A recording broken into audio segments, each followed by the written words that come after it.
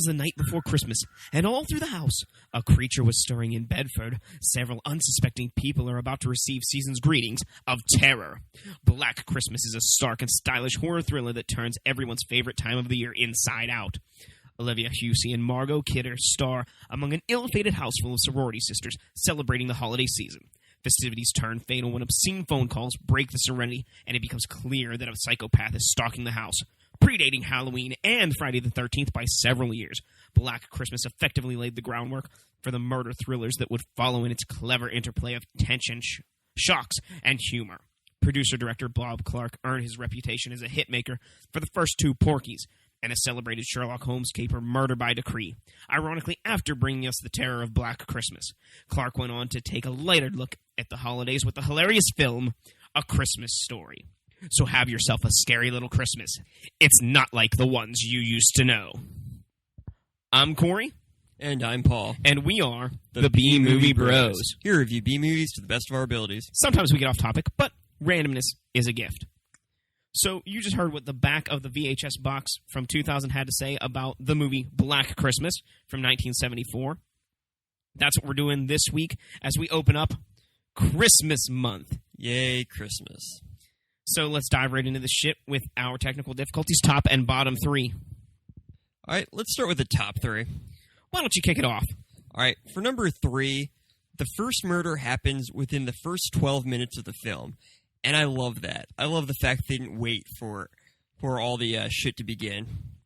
Number 2, none of the characters were excessively stupid, which tends not to happen in most slasher films. And number 1, the movie manages to build up suspense really well. The mundane atmosphere manages to be ominous given the camera angles, lighting, and music played during suspenseful scenes. For me, number 3, the diversity of the characters. You know, most slasher films, you have a bunch of characters that are two-dimensional. They're there to be cannon fodder. They're there to be killed. Not so the case here in Black Christmas. Each character really develops their own personality, and you can see the differences between them, and it really builds for great character interactions. Number 2, the phone calls. Throughout the movie, phone calls happen at the sorority house, and they really are quite disturbing. At first, it starts out, it's just this guy breathing heavily, and then he starts saying crazy stuff. Then he calls back and he talks in multiple voices, yelling, screaming, and it just escalates every single time he calls. And it builds this creep factor, and it's just great dialogue. And to see the reaction of the character who's listening to it really shows a lot for their ability to act. Creepy as fuck. Number 1 for me, which really could make or break this film for you, you never see the killer. So much about the killer is left to mystery. Really, the only thing aside from him killing people that you have as clues is if you can figure out what he's saying on those phone calls and try to piece together who he is, why he's fucked up, and what's causing him to kill people. It really works to the advantage of this movie to keep him in the shadows and really only show bits and pieces. It adds to the suspense, to the mystery, and really has you beg that question. Is the person they caught really the killer? Indeed.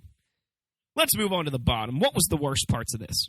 For number 3, I can't tell if it's racist that Black Christmas has a significant amount more violence than White Christmas. Just saying. Also, I don't think there were any black characters or black people in Black Christmas. That's true, so it's false advertisement, too. Number 2, even though I like the fact that you don't actually get to see the murderers or the murderer, as it adds a lot of suspense and mystery to the film, I would have liked to have known a little bit more about Billy the murderer and why he was murdering the girls at the sorority house. You kind of mentioned before about the calls. I think it would have been really cool if you could piece together subtle hints in the calls relating to his backstories, and it would take multiple views to kind of unravel his story. That would have been kind of neat, but it seems like kind of a missed opportunity to me. And number 1, They were so concerned about Claire going missing, yet they didn't even search the entire house. She was in the basement the entire fucking time. She was in the attic, Paul. Whatever. She was in the house, either way. Number 3 for me, this movie really gets the short end of the stick when people talk about slashers and giving recognition where recognition is due. A lot of people be like, oh, the first slasher was Halloween. It was so awesome. Well, Halloween came out in 1978, and a lot of the inspiration for Halloween, if you've watched any of the documentaries or special features or stuff, John Carpenter will say Black Christmas gave him a lot of his inspiration. First off, it's based on a holiday, and second off, he liked the movie, so he set out to, expand upon that. And watching Black Christmas, you can see a lot of movies took inspiration from this movie. Yeah, this is a very underappreciated slasher film. I mean, you've got characters in hockey masks playing hockey. Jason Voorhees. The one girl wakes up from a nightmare. Nightmare on Elm Street. When a Stranger Calls. The phone calls are coming from inside the house. It's just, there's so much inspiration in the slasher and horror community that's taken from this movie, and it doesn't really get the credit that it deserves. Yeah, I kind of think the hockey thing and the waking up from a nightmare are coincidental. Also, When a Stranger Called was based off another story that came out years before either of these. But yeah, anyways. Cinematically. Number 2. No one ever looked in the fucking attic. Not only is that where the first murder goes, Claire, after she's murdered, is put up there, but the fucking house mother is murdered and put in the attic also. Nobody noticed she was missing. Nobody cared. Her suitcase was left on the bed, unpacked, clothes strewn about the room. Her fucking shoe was at the bottom of the ladder. Nobody cares about her. They just assumed she was on a bender or something like that. She'd come back weeks later with a tattoo or something. Number 1 for me, the movie at times seems to be slow-paced. I don't know if it's really such a bad thing because they use that to their advantage when building suspense and everything else. It's more of a minor thing. Really, everything here is a minor thing to me. I don't think there's much bad to be gotten here. Yeah, this movie definitely shows how to get around having limitations in props and things like that and still make a good horror movie. And without all the gore and nudity that's so prevalent in slashers today. In fact, that's basically all that there is in slashers nowadays. Well, let's talk about something else that doesn't happen in slasher films too much today. Let's talk a little bit about the dialogue. Let's have ourselves a good old-fashioned quote war. Quote war. All right, we're going to quote this movie back and forth. Ready? B for booze. Next time, you'll get the gun up your ass, sideways. For a public servant, you really suck. Oh, why don't you find a wall socket and lick it? That'll give you a charge. That ends this episode's edition of Quote Wars. If you have a favorite quote from this movie or want to say anything about it, you can leave us a comment here or at our website, bmoviebros.com. I think it's about time for us to give our final take on this movie. Remember, friends, that our final take is our score on a shot scale. Our shot scale is a reverse scale, 1 to 10, 1 being the best, 10 being the worst. How many shots do you need to get through this movie? I gave it a 1 out of 10. I gave it a 2 out of 10. I have to say, Black Christmas is a delightful slasher thriller. It uses clever build-up and suspense instead of extreme violence and nudity, which is really prevalent today. The characters are actually fleshed out to an individual standpoint and are able to have unique interactions and chemistry with one another. The killer is shrouded in mystery and leaves a lot to the imagination. The pacing is rather slow, but the first murder does happen before the 15-minute mark and sets a high standard for the rest of the movie. It also keeps things pretty interesting. There are no 2 deaths in here that are the same, and the movie ends on an open note, allowing you to come up with your own conclusion. I can always see and hear what's happening in the film, and that's a huge positive as well. Black Christmas is an old-school slasher that really brightens up my holiday spirit. Black Christmas is all about suspense, and it does a damn good job at building it up. Murders are being committed throughout the film, yet most of the characters remain unaware of the horrors that await in the next room. You never know what's going to happen next, but it's going to be terrifying. Surprisingly, none of the murders happen on screen. We can see the corpses of the victims, propped up in the attic like discarded figurines. In the end, we don't even see the killer, but his creepy phone calls and mannerisms make the mysterious murderer even scarier. This movie does suffer from some pacing problems, and at times it seems a bit drawn out. There are also some scenes and subplots that are unnecessary and don't really have any payoff. Still, Black Christmas is just as exciting as any slasher film, and is guaranteed to scare the Christmas cheer right out of you. Now, I know not everyone likes to watch the same kind of shit that we do, so we like to give every B movie that we review an A movie companion and tell you why this movie is the same as that movie of a higher class and higher standard. For me, I gave my A movie companion to the 1990 remake of Night of the Living Dead. I picked Silent Hill from 2006. I have to say that Night of the Living Dead is an A-movie version of Black Christmas because both movies take place inside of a big house.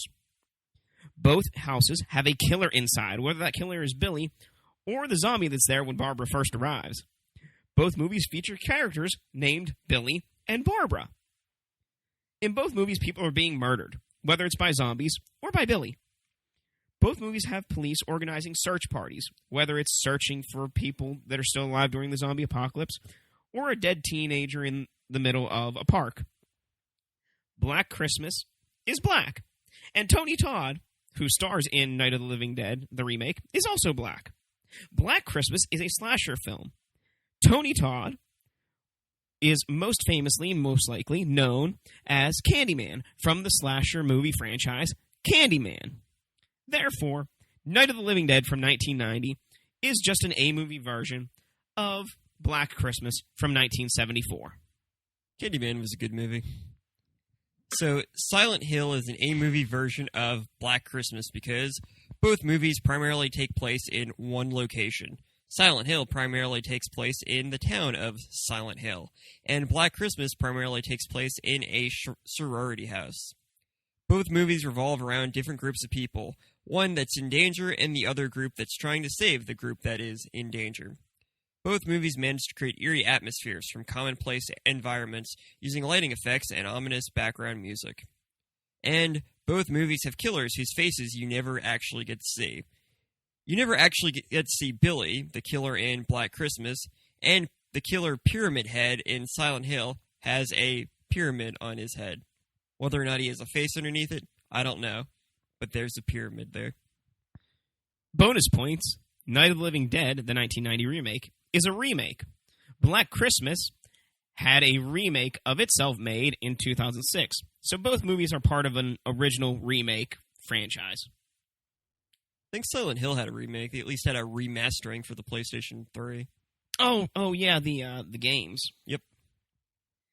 So I think it's time for everybody's favorite part. It's time to drink away the flick. Drink away the flick. Come on and grab your drink. Let's drink away the flick. Bum, bum, bum, bum. I'll give you some drinking games for the movie, then so shall Paul. Number 1, every time there's a phone call, take a drink. Number 2, anytime Barb is drunk, take a drink. Number 3, whenever Sergeant Nash is an idiot, take a drink. Number 4, whenever they fail to trace a phone call, take a drink. And number 5, because it's Christmas month, every time someone says ho, ho, ho, take a drink 3 times. Every time someone screams, take a drink. Every time we see dead bodies in the attic, take a drink. Every time Jess and Peter talk about Jess being pregnant, take a drink. And every time Mrs. Mack finds a hidden bottle of liquor, take a drink. And those are your ways to drink away the flick.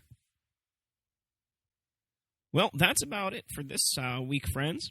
So, if you would like to join us next week, we'll be checking out the 1959 Christmas classic, Santa Claus, where, Santa faces off against the devil for the souls of children. As it should be. With the help of Merlin the Wizard. Of course. And the god Vulcan. Okay. I can't make this shit up, friends. This is going to be a fun week. So, if you have any more questions, comments, or suggestions, you can leave them here on SoundCloud or on our website at, bmoviebros.com. For anything in the Pittsburgh area, you can check out our friends over at riversedgepgh.com. And until next time, friends, be brave, be alive, be back next week.